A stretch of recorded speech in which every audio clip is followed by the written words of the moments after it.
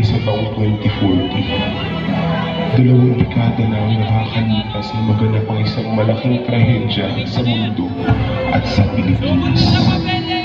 Binalot ng kadiliman ng pandemya ang buong mundo. Isa sa mga biktima nito ay ang aking mga magulang na sa aking paglaki na ibahagi nila ang kanilang kalulus-lunos na karanasan sa bansa. Kaya halika, samahan mo ako. Balikan natin ang taong 2020 na nagpahirap sa mga Pilipino. Luzon, Visayas at Mindanao. May 5,000 na ang mga pamilyang iniligtas dahil sa pagtutok at pagbuga ng amok. Ang reklamo ng mga kamuntaan.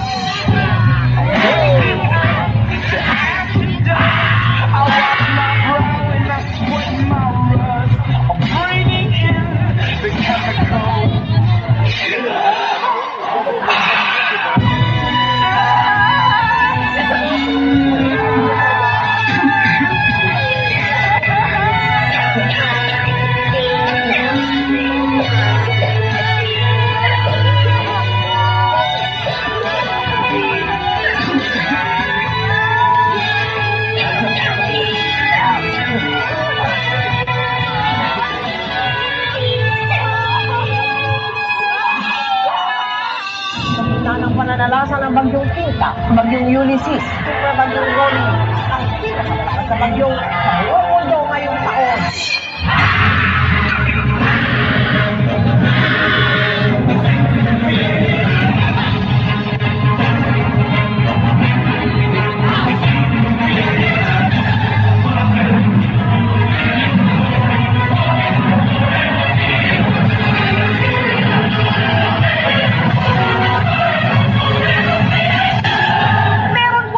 Bagong kalaban.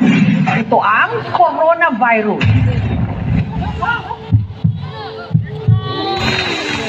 To carry 300 plus deaths so far. And countries in 2024.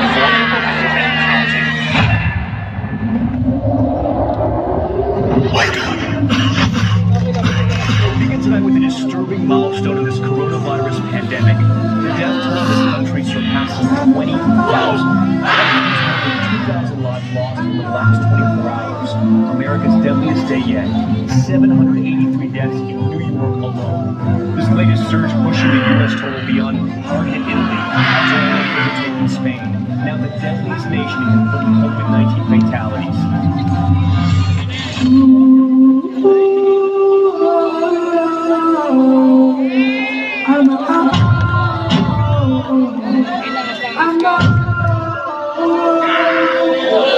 Sometimes I lay under the moon.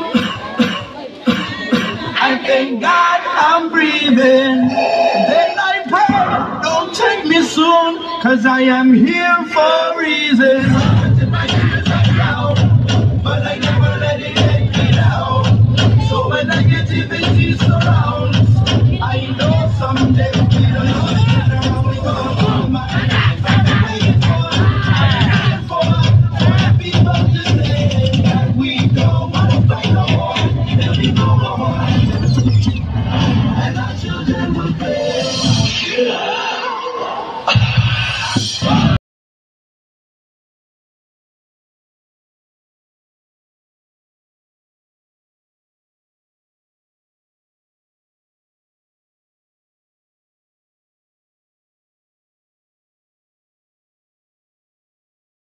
Binago ng pandemya ang pamamaraan. Walang harapang klase, kundi online. Modular ang mga leksyon, di kaya sa radyo at telebisyon ang turuan. Ma'am, pasensya na po kayo. Hindi po ako makakapasok sa online class natin. Wala po kasi kaming internet sa bahay. Sa totoo lang, wala rin po kaming bahay. Nangungupahan lang po kami. Noong nag-lockdown po kasi, nawalan kami ng pambayad, pero hindi po sila makaintindi. Wala rin po akong cellphone, ma'am. Ang meron lang po ako ay yung mga librong pinauwi nyo sa amin. Nasa anong pahina na po kayo? Ma'am, sasagutan ko na lang po lahat para lang sigurado ako na hindi makuhuli. Hindi na po magre-resist kasi wala rin namang pambili.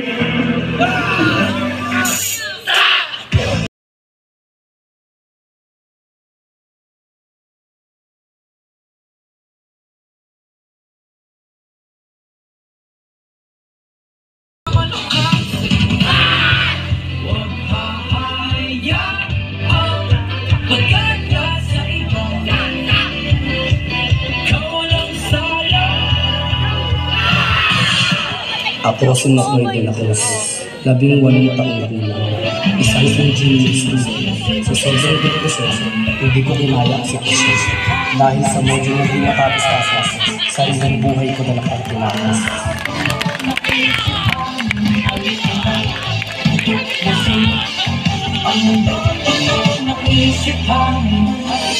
Ang ilang pamilya na mag-inang malapit ang binaril ng kapitbahay nilang pulis.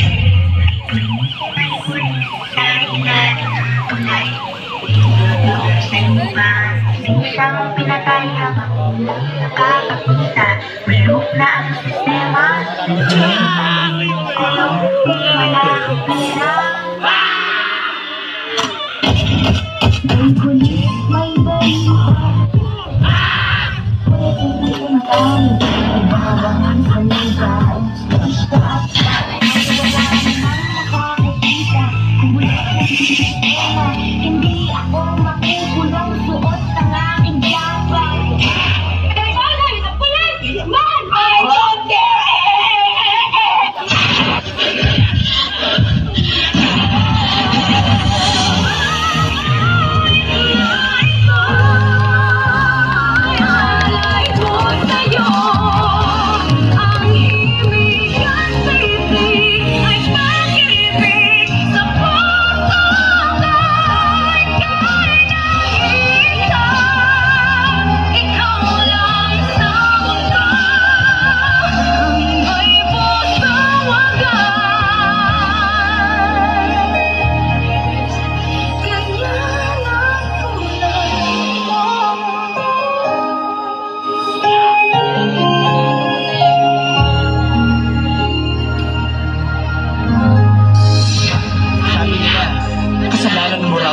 Kapag namatay ka na mahirap, pero mas kasalanan siguro kapag kaya mo naman pero hindi mo pa rin piniling tumulong sa mga mahihirap. Mas mahirap mamatay ng dilat kaysa pikit.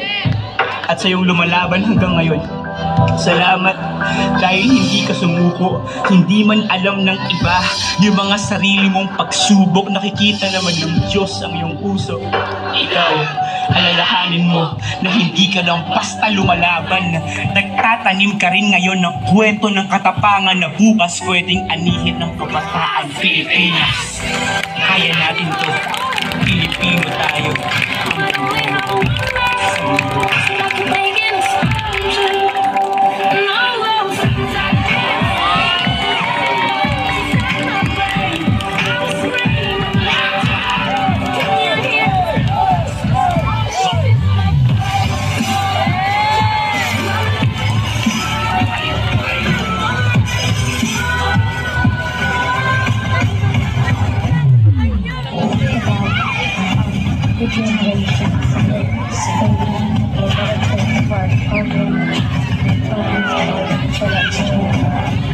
make it explode.